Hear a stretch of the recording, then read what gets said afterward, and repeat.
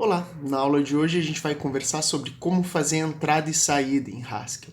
Até agora a gente estava estudando a parte pura da linguagem e entrada e saída às vezes parece não se encaixar muito com essa parte pura da linguagem.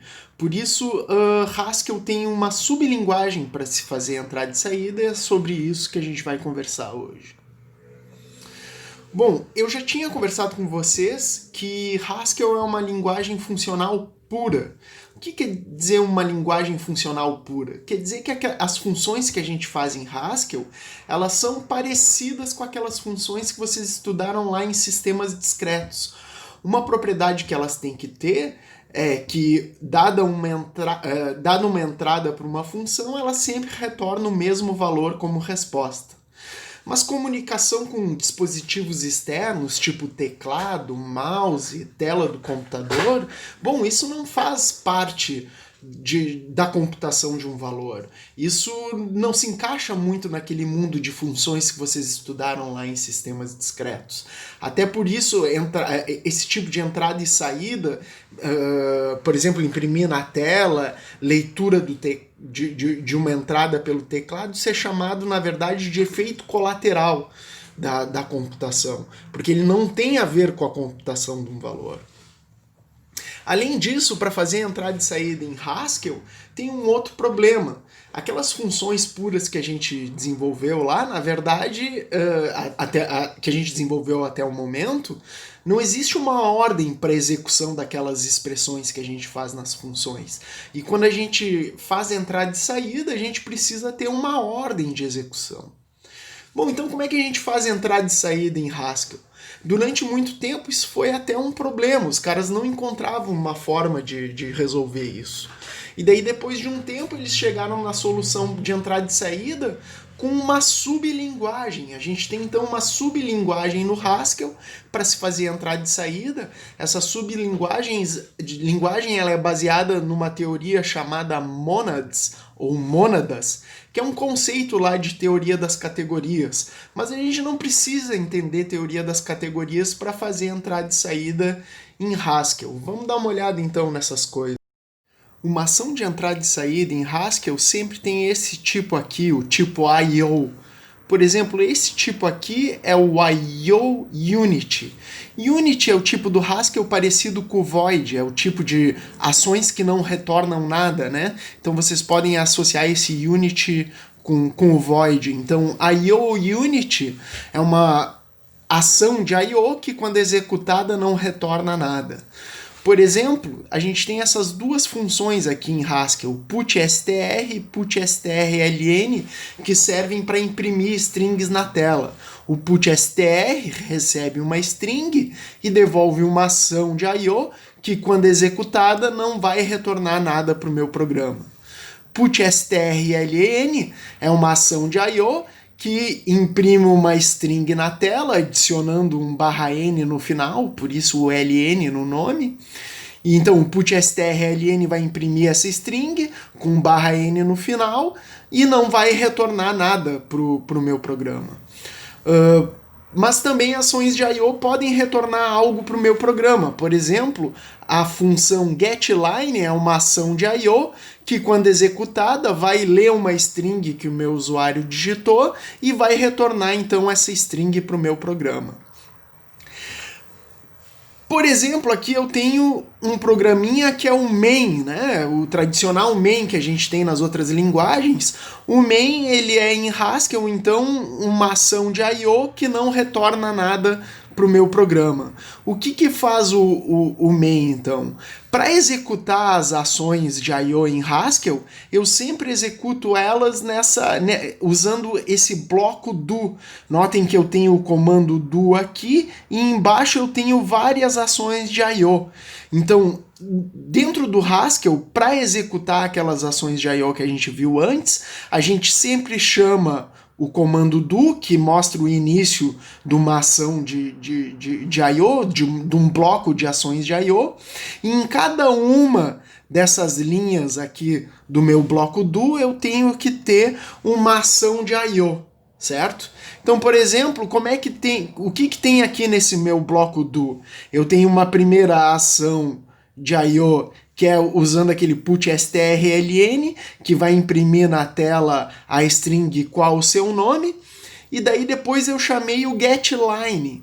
Lembram que o getLine é uma ação de I/O que, quando executada, ela recebe uma linha lá digitada pelo usuário. Bom, para pegar os valores que são retornados por ações de I/O dentro desse bloco do, eu posso usar essa setinha para associar o resultado a um nome qualquer. Então, o put strln vai pedir o nome do usuário, o getLine vai pegar a linha que o usuário digitou e vai guardar isso em nome, e no final aqui eu estou fazendo o put strln para imprimir uma mensagem para o usuário, oi, com o nome dele e umas exclamações no final.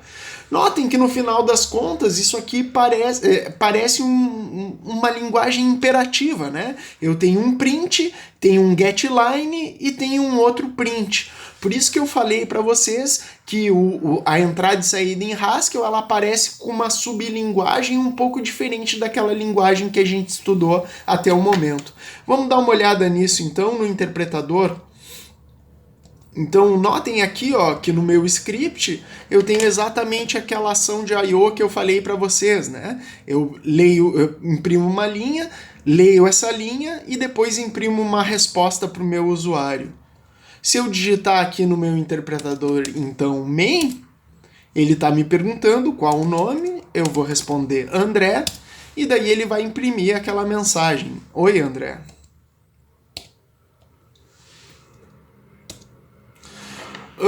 Eu também posso escrever ações de I/O que retornam valores, né? Notem que a anterior, ela só executava, o tipo do meu main era I/O void, porque essa ação, quando executada, não retorna nada.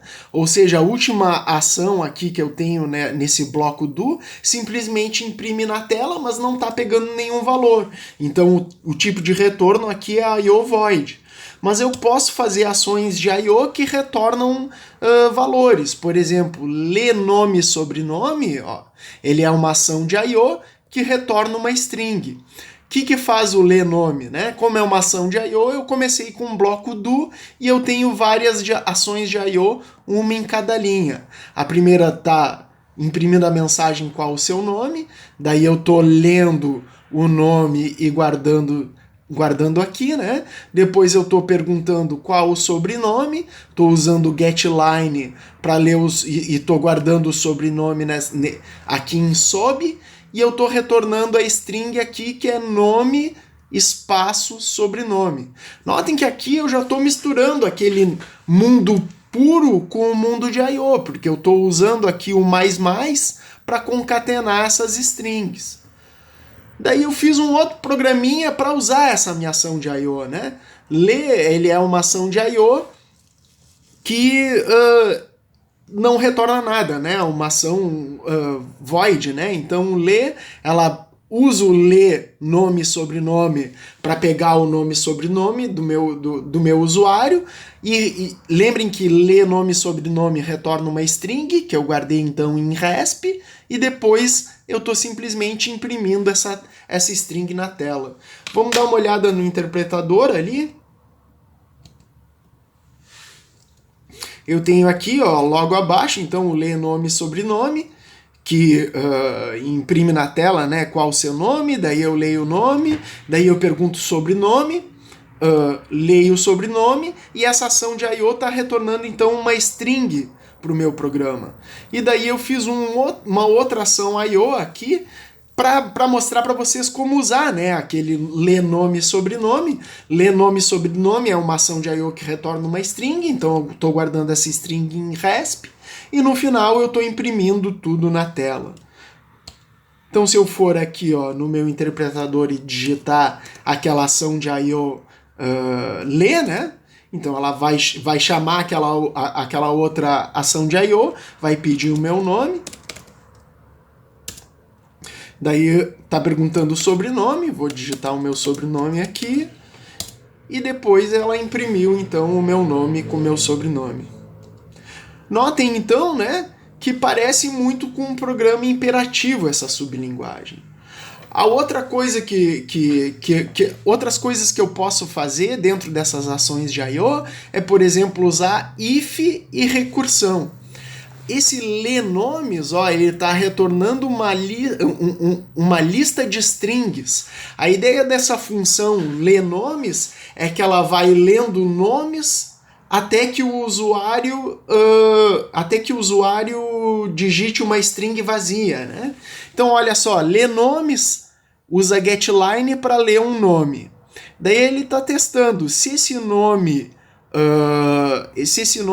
é uma string vazia, daí eu estou retornando a lista vazia, porque eu não li nenhum nome. Caso contrário, eu tenho um outro bloco do aqui, que está fazendo uma chamada recursiva, né? Então eu já li um nome e agora eu estou fazendo uma chamada recursiva para continuar lendo vários nomes até que o usuário digite uma string vazia. Bom, eu tinha lido um nome, agora eu li nomes e eu estou retornando então aqui no final toda aquela lista de nomes que essa função leu. E aqui eu tenho uma outra funçãozinha, né, que é a IOVoid, que está usando o lenomes para ler vários outros nomes, e no final eu estou imprimindo esses nomes ordenados. Eu estou usando o isort para ordenar a lista de nomes de entrada, e estou usando o show. Lembrem que o show transforma qualquer coisa em string. Então, eu usei o lenomes para ler uma lista de nomes, usei o isort que a gente implementou anteriormente para ordenar essa lista de nomes, e o show transforma essa lista de nomes numa string para ela ser impressa na tela pelo putstr. Então vamos dar uma olhada nisso. Aqui tem um exemplo de como isso executa. Vamos dar uma olhada aqui então no interpretador. Então é lenomes, né, o nome?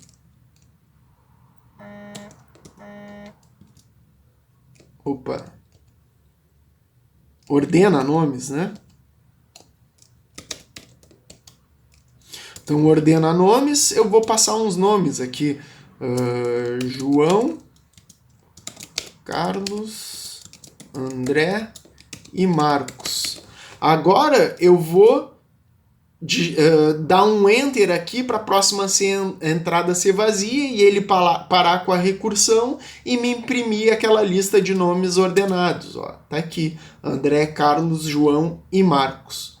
Eu vou pedir então que vocês testem esses exemplos, né, para ver se vocês entenderam exatamente o que está acontecendo.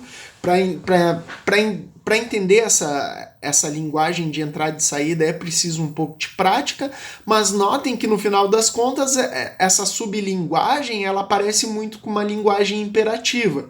Em cada uma das linhas daquele bloco do eu tenho uma ação de I/O, as ações de I/O elas podem retornar valores, e daí eu uso aquela setinha.